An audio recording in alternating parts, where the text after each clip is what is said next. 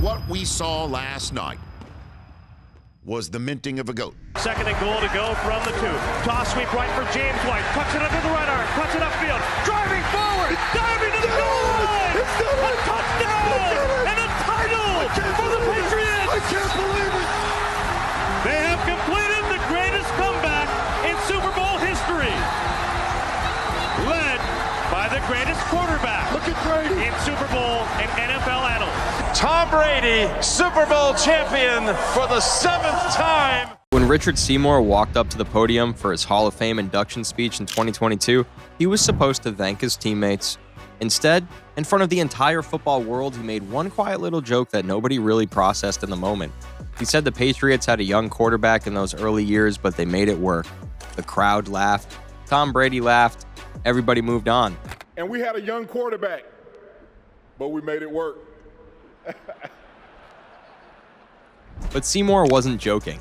He was telling the truth that the NFL had spent 20 years burying. The truth that Patriots fans don't want to hear. The truth that even the league's own broadcasters have been afraid to say out loud since 2008. Tom Brady didn't carry those first 3 Super Bowl teams. Those teams carried him. And the man saying it was the same man who lined up next to him for 8 years, won 3 rings with him, and called him a brother for life. The person to let the team down, to let our brothers down, and that defined us. We never cared who got the accolades as long as we got the W. Go back to where it started. February 2002, New Orleans, the St. Louis Rams were 14-point favorites. They're called the greatest show on turf for a reason.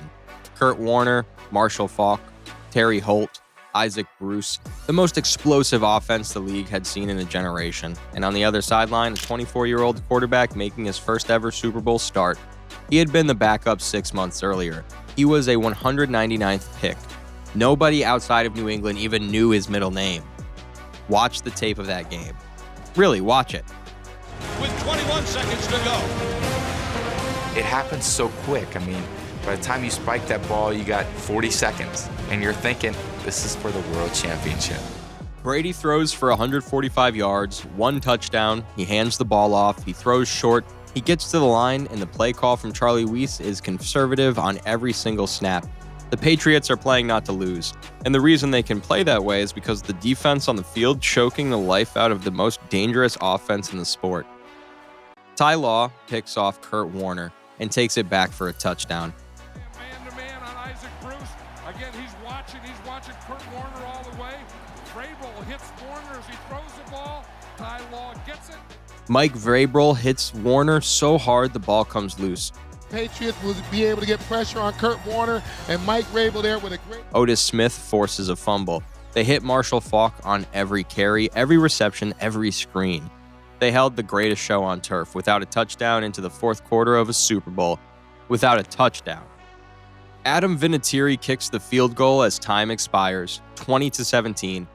The winning field goal to beat us.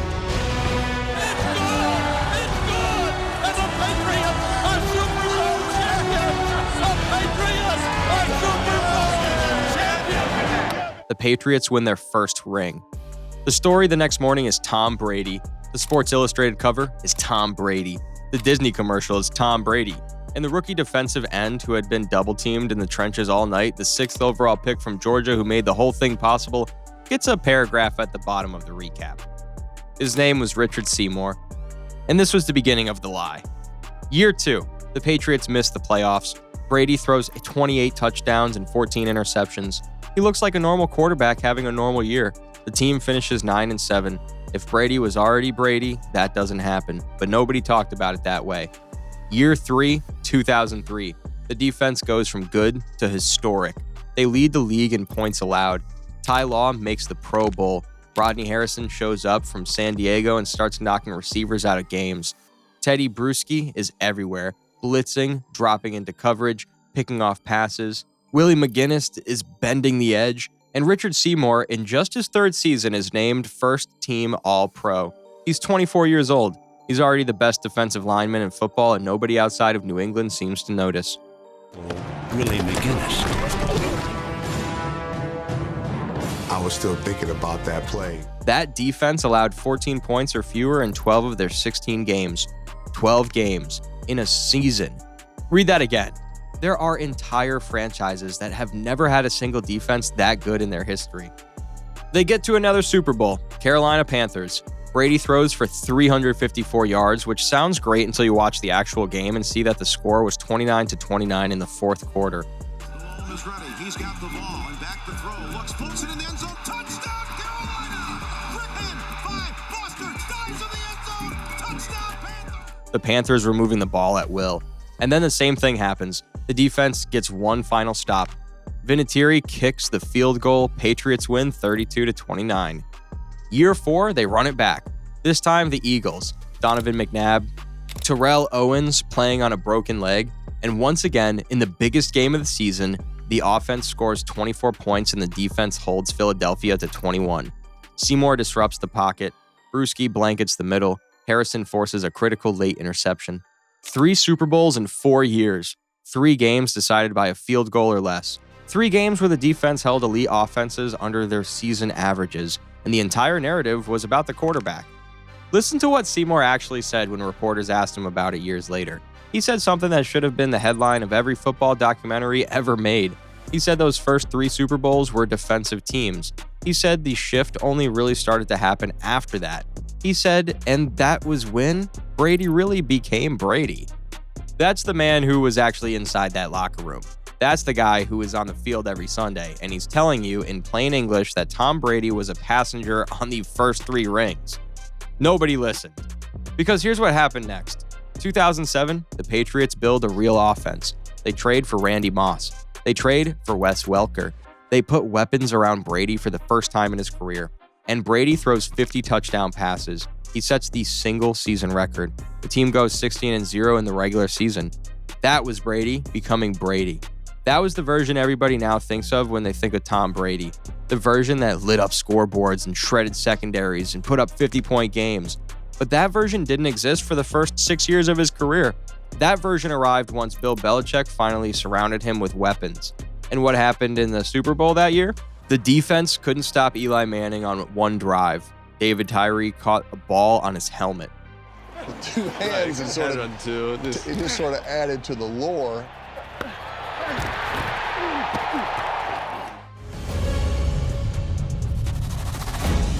Tyree makes the catch. What a play. What a play by Manning. He eluded 3 sacks. And what a catch by Tyree. I mean, I feel like the Giants won 17-14. The greatest regular season in NFL history ended in a loss.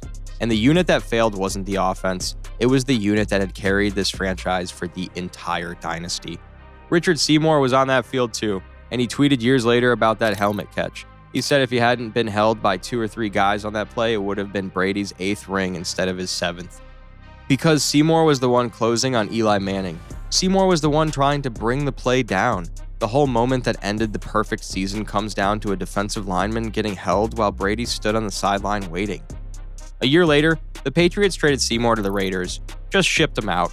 The dynasty's defensive cornerstone was gone, and from that point forward, it became the Brady Show in a way that it had never been before, because it had to be. Now look at what Brady did from 2009 onward without that defense. Plenty of MVPs, plenty of regular season records, plenty of AFC championship games, but how many rings in the 8 years between 2008 and 2014? 0.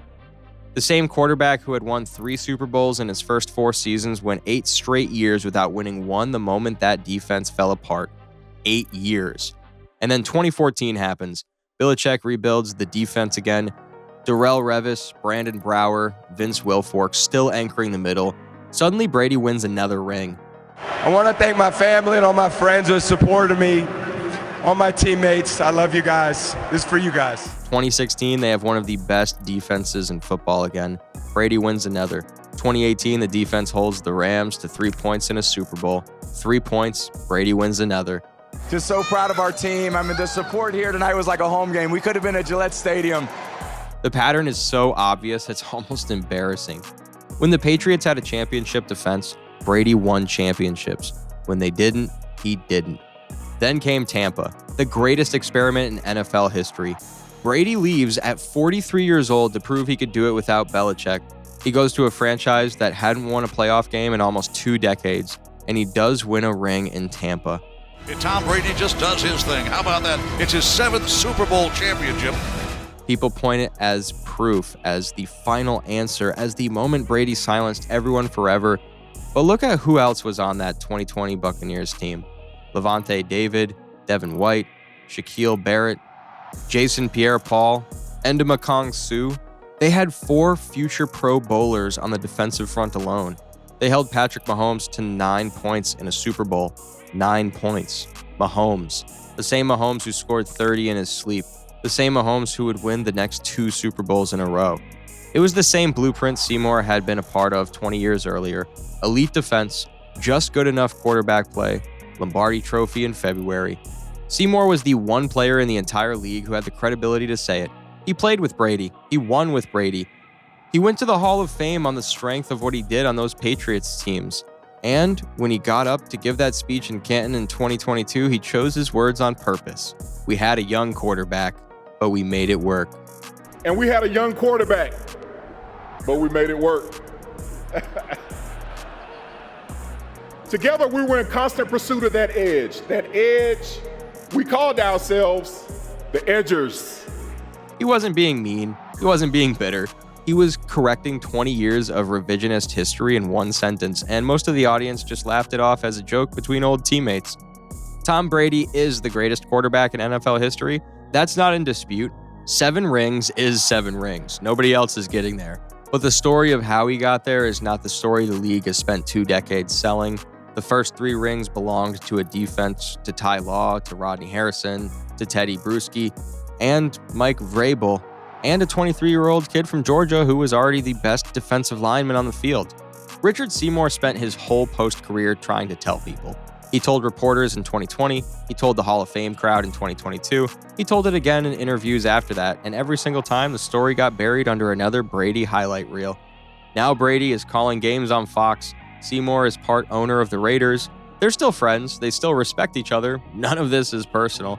But the truth is the truth, and the man who lived it told you exactly what happened. Nobody listened.